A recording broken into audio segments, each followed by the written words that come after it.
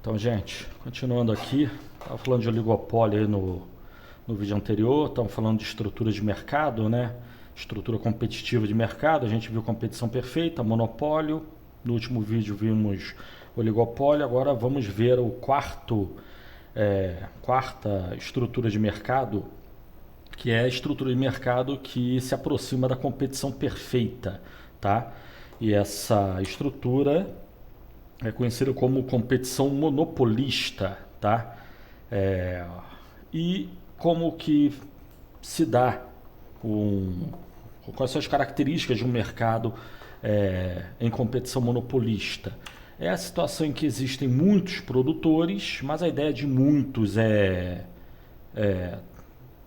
indefinida, né? Na verdade, pode ter poucos produtores, mas em condições que a gente vai ver, né?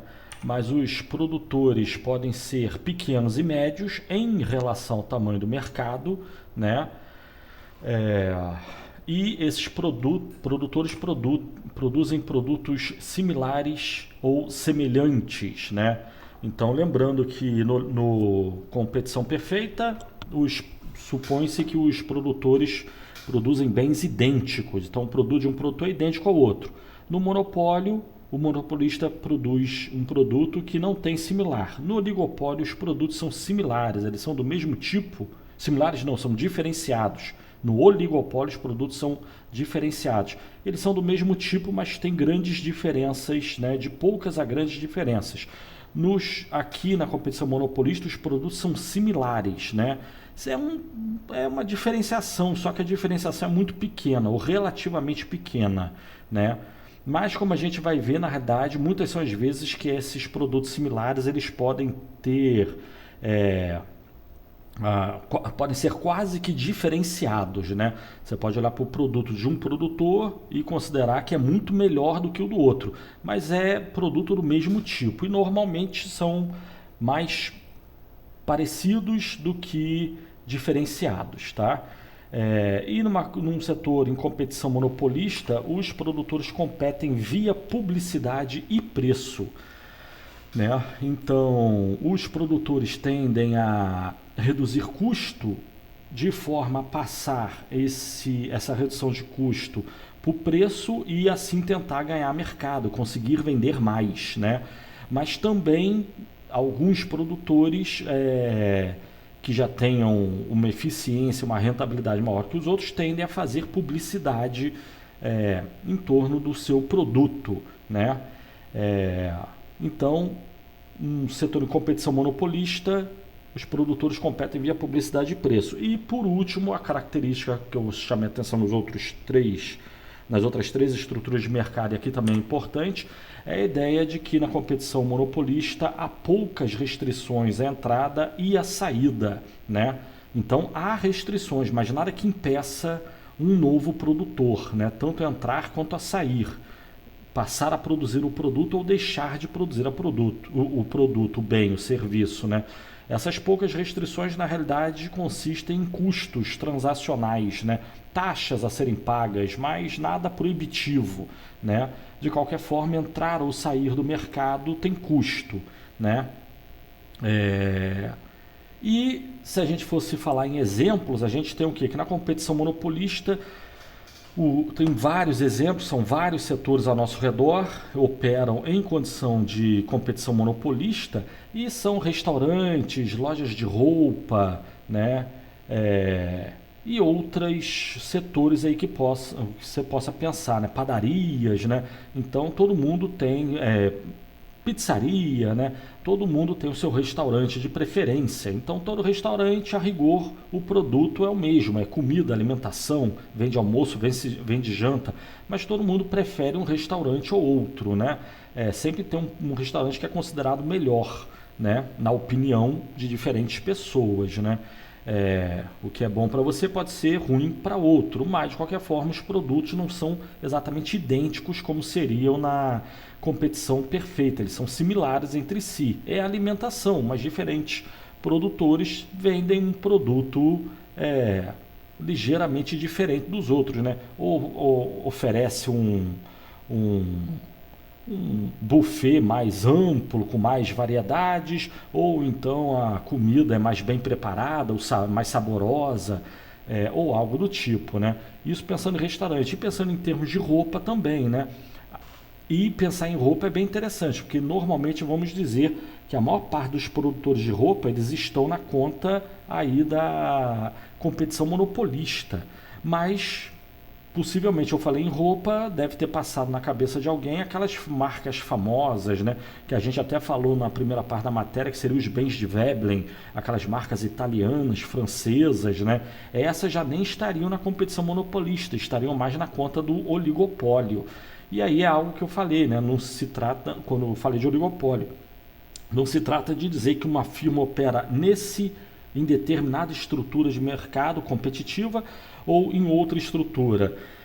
Uma mesma estrutura de mercado pode ter empresas que estão mais próximas da competição, mais próximas do oligopólio ou até mesmo do monopólio, né? E as empresas em oligopólio também são empresas que têm menos ou mais poder. O que interessa aqui dessas 4 estruturas de mercado é dizer se a empresa tem poder de mercado ou não, capacidade de influenciar os preços ou não, né?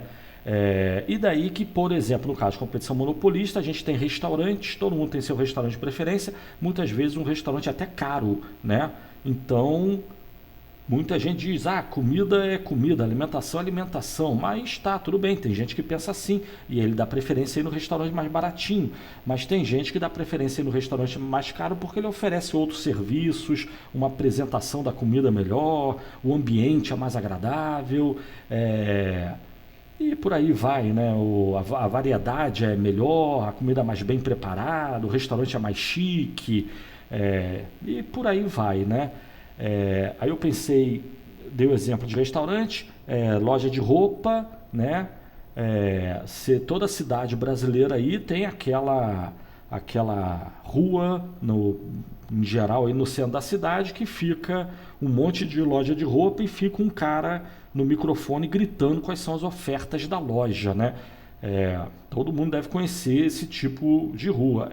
Essas lojinhas de roupa que vendem roupa em larga escala, né, e que não tem grandes marcas, elas são altamente competitivas. Agora, se você pensar em marcas de roupa, tipo aquelas francesas e italianas, elas já são relativamente menos competitivas. E é importante dizer isso porque a ideia de competição muita gente se confunde, né?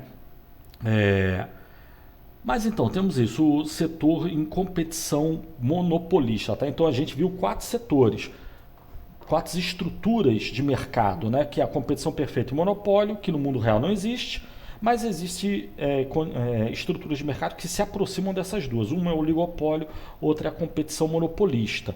Mas mesmo nessas duas estruturas, a gente tem essa situação assim, mais ou menos, né? Existe o monopólio de um lado e competição perfeita de outro. Mas eles são extremos teóricos, não existe no mundo real. O que existe é a competição monopolista se aproximando da competição perfeita e o oligopólio se aproximando do monopólio, né? Agora, onde definir ali o meio, né, qual o nível que a gente estabelece uma empresa, competição monopolista ou oligopólio, essa definição não existe. O que existe é empresas que estejam submetidas a uma situação de competição maior ou menor, né? Então, no oligopólio, você já tem empresas que são mais oligopolistas, quase monopólio, e empresas que são menos oligopolistas. Dei o exemplo de Ambev e uma emissora de TV no Brasil, né?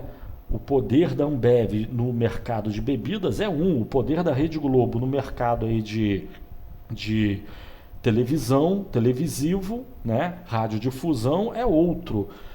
E antes que você diga que mas o setor está perdendo relevância, perdendo importância, perdendo publicidade, a internet está pegando publicidade, ok, o setor muda, né? Então ao longo do tempo as condições de diferentes setores podem mudar. Então você tinha antigamente nos anos 80, setor de televisão era um oligopólio muito poderoso. Hoje em dia o poder desse oligopólio já diminuiu, nem tanto pela entrada de novos produtores, mas simplesmente porque as condições de funcionamento desse setor piorou para as empresas que estão nele, né? Mas, enfim, nós temos setores oligopolistas que são mais ou menos poderosos, onde as empresas nesse setor são mais ou menos poderosas.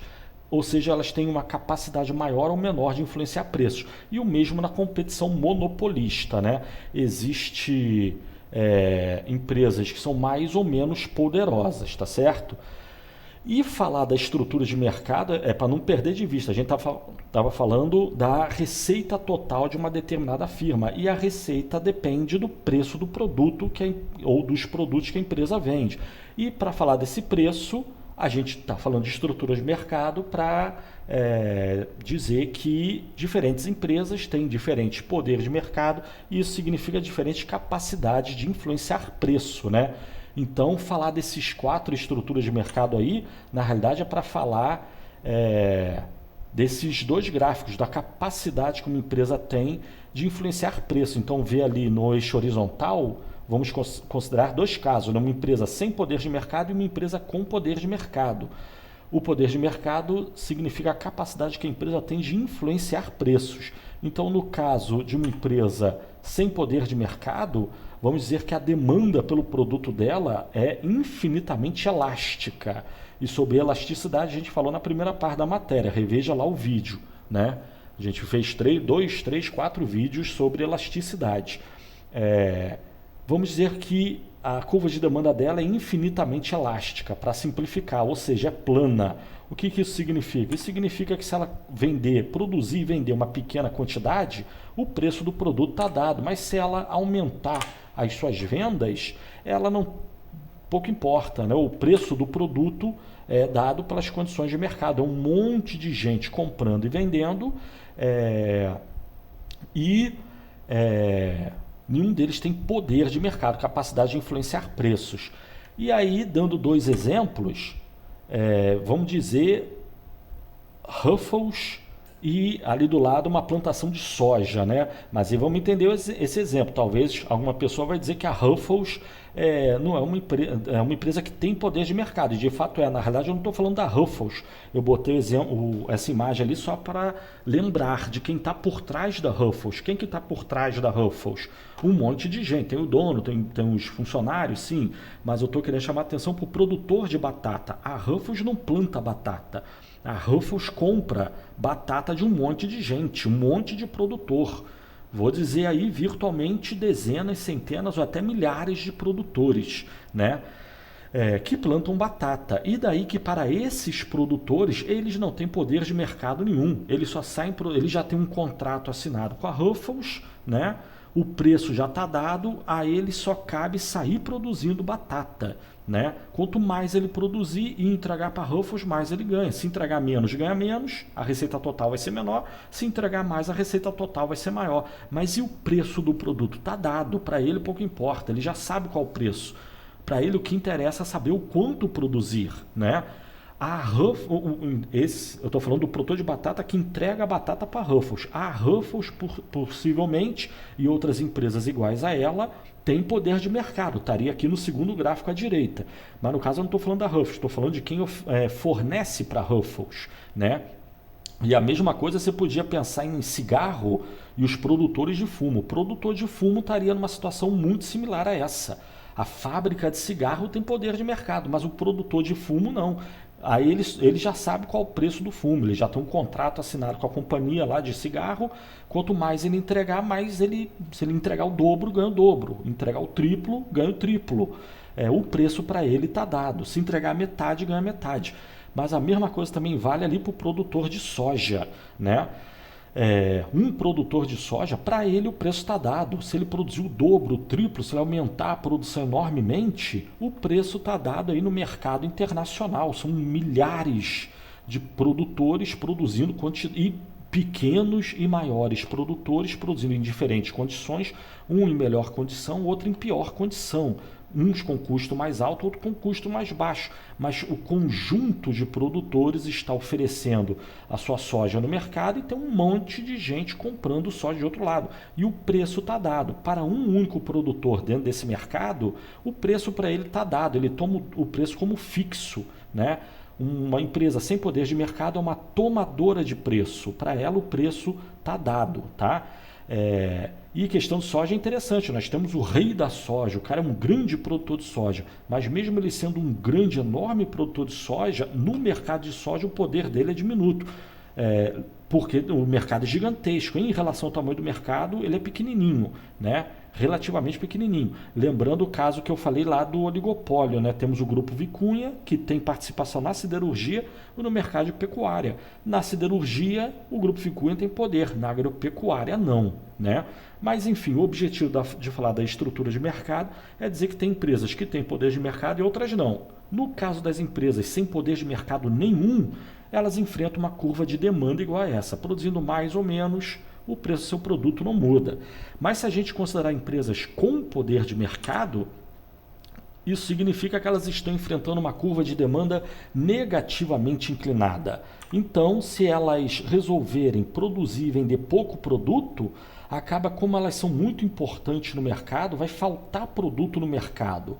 Faltando produto no mercado, a gente já falou de curva de demanda na primeira parte da matéria, acaba que os poucos produtos serão vendidos para aqueles compradores, consumidores que têm o mais elevado preço de reserva. E daí que uma empresa, por exemplo, a Ruffles, se ela reduzir, nem tanto a produção, mas reduzir as vendas, vai faltar batata frita, né, em saquinho no mercado e o preço encarece. Ela consegue encarecer o preço do produto só vendendo menos.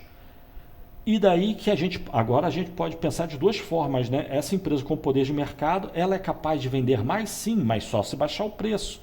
Ou de outra forma, ela é capaz de baixar o preço, e para baixar o preço, para ela basta sair vendendo mais, né? Então, se ela aumentar as suas vendas, ela consegue baixar o preço do produto, né? E aí você pode considerar a Ruffles aí nesse exemplo, né? Entre outros exemplos, né? Se a Apple quiser sair vendendo celular, é só ela, de um lado, baixar preço, ela vai vender muito mais, ou para ela vender muito mais, é só baixar o preço. Né? É a mesma informação vista de dois lados, né? Parece que eu repeti o que eu falei, mas não falei não. Não repeti não. Uma coisa é você olhar a importância do preço sobre a quantidade, outra é você olhar a importância da quantidade sobre o preço. A firma define a quantidade. O preço vai ser uma consequência. O preço, no caso, é uma função da quantidade vendida pela firma, né? Tá bom? Mas aí então a gente tem esse caso que é muito importante, empresas sem poder de mercado e com poder de mercado. Mas o vídeo ficou grande, vamos ficar por aqui então, continuando no próximo. Valeu!